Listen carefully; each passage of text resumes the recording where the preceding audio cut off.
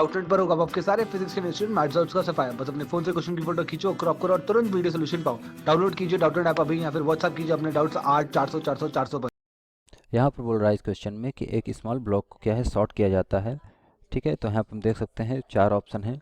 चारों ऑप्शन में एक ब्लॉक है, A B C D option है, इसमें एक ब्लॉक है, ये ब्लॉक है, सब में रखा है और वो सेम वेलोसिटी से जो है मूव कर रहा है। सॉर्ट किया गया है उनको इन चारों लूपों में, चारों ट्रैक पर। ठीक है, तो इसमें क्या है, सेम वेलोसिटी से सबकी वेलोसिटी सेम है, सेम वेलोसिटी से वो एंटर कर रहे हैं इस लूप के अंदर। ठीक है, सो इसमें पूछ रहा है the speed with the block inter track is same in all cases. ठीक है, पूछ रहा है the highest point eight highest point. Highest point क्या है, ये पॉइंट हाईएस्ट है, यहाँ पॉइंट हाईएस्ट है, इसका ये पॉइंट हाईएस्ट है, इसका ये पॉइंट हाईएस्ट है।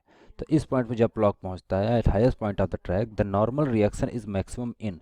जो नॉर्मल रिएक्शन की वैल्यू होगी वो मतलब फिगर में मैक्सिमम होगी, किस हाइट पर पहुंच के, मतलब किस ब्लॉक में पहुंचे तो मैक्सिमम होगी। और इसमें दे रखे जो हाइट है सभी लूप की वो क्या है, सेम है। मतलब इसकी हाइट यहाँ से यहाँ तक की हाइट, यहाँ से यहाँ तक की हाइट, यहाँ से यहाँ तक की हाइट और यहाँ से यहाँ तक की हाइट, सबकी क्या है, सेम है लूप की हाइट। ठीक है, तो इसमें पूछ रहा है कि नॉर्मल रिएक्शन सबसे ज़्यादा किस में होगा, किस लूप में होगा। तो हमारा आंसर तो वैसे ए होगा, लेकिन हम देखते हैं क्यों होगा। ठीक है, आंसर क्या होगा, हमारा आंसर ए सही है इसमें। ठीक है, ए सही ऑप्शन है। लेकिन क्यों सही है इसको हम देखते हैं। लेट्स से कि ये एक ट्रैक है इस तरह से, ये वाला ये ट्रैक, इतना पार्ट हम बना रहे हैं ऊपर का। ठीक है, इतना पार्ट हम ऊपर का बना रहे हैं इस तरह से। ठीक है, थोड़ा बड़ा जूम करके बना रहे हैं।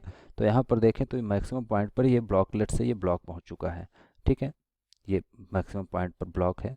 तो यहाँ पर अगर देखें ये ब्लॉक है, तो ये क्या करेगा, एक नॉर्मल फोर्स लगाएगा। नॉर्मल फोर्स लगाएगा, ये फोर्स लगेगा एन, दीवार पर लगा रहा है, मतलब इस लूप पर लगा रहा है ऊपर की ओर। ठीक है, तो ये लूप क्या करेगा, अपोजिट, इक्वल और अपोजिट फोर्स लगाएगा न्यूटन थर्ड लॉ के अकॉर्डिंग, जस्ट नीचे की तरफ एन। ठीक है, अब क्या हो रहा है कि इस कंडीशन में क्या हो रहा है कि अगर हम देखें तो ये एक सर्किल में मूव कर रहा है। यहाँ पर देखें तो एक सर्कुलर पाथ है। ठीक है, यहाँ पर एक सर्कुलर पाथ है, तो अगर इसको एक सर्कल मान के चले हम, इस तरह से बड़ा सा एक सर्कल है, तो इसके एक सेंटर होगा और इसका एक रेडियस होगा कुछ ना कुछ। ठीक है, इसका एक कुछ ना कुछ रेडियस होगा आर, लेट से इसका रेडियस क्या है, आर है। ठीक है, सो यहाँ पर अगर देखें तो एक इसके अलावा, इन दोनों फोर्स के अलावा एक फोर्स लगेगा इसमें नीचे की तरफ, क्योंकि इसका मास है तो mg नीचे की तरफ फोर्स लगेगा। mg फोर्स नीचे की ओर लग रहा है, और इन दोनों फोर्स के अलावा mg और n के अलावा जो इनको इक्वेट मतलब बैलेंस कर रहा है इन फोर्स को, वो कौन सा है,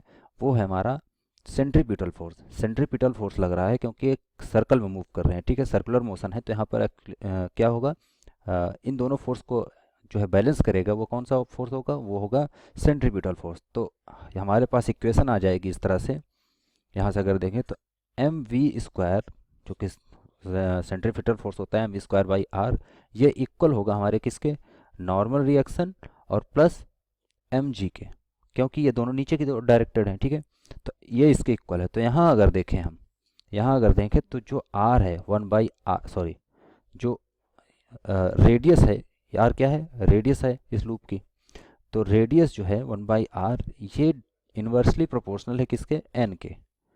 हम देख सकते हैं अगर इसको कांस्टेंट माने, एम की वैल्यू कांस्टेंट है, जी की वैल्यू कांस्टेंट है, क्योंकि मास की जो ब्लॉक का मास है वो कांस्टेंट वैल्यू है, वो चेंज तो हो नहीं रहा है।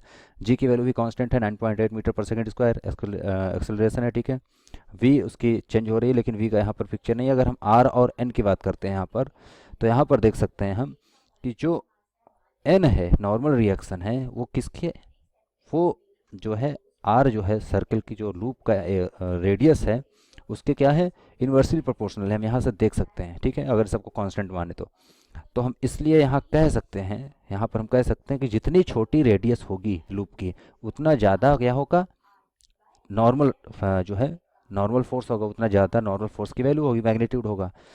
और इसके उल्टा अगर रेडियस ज़्यादा बड़ी होगी, रेडियस ज़्यादा बड़ी होगी, तो नॉर्मल फोर्स क्या होगा, सबसे छोटा होगा। तो अगर यहाँ पर देखें, चारों ऑप्शन में देखें, तो सबसे बड़ी रेडियस किसकी है, डी ऑप्शन में।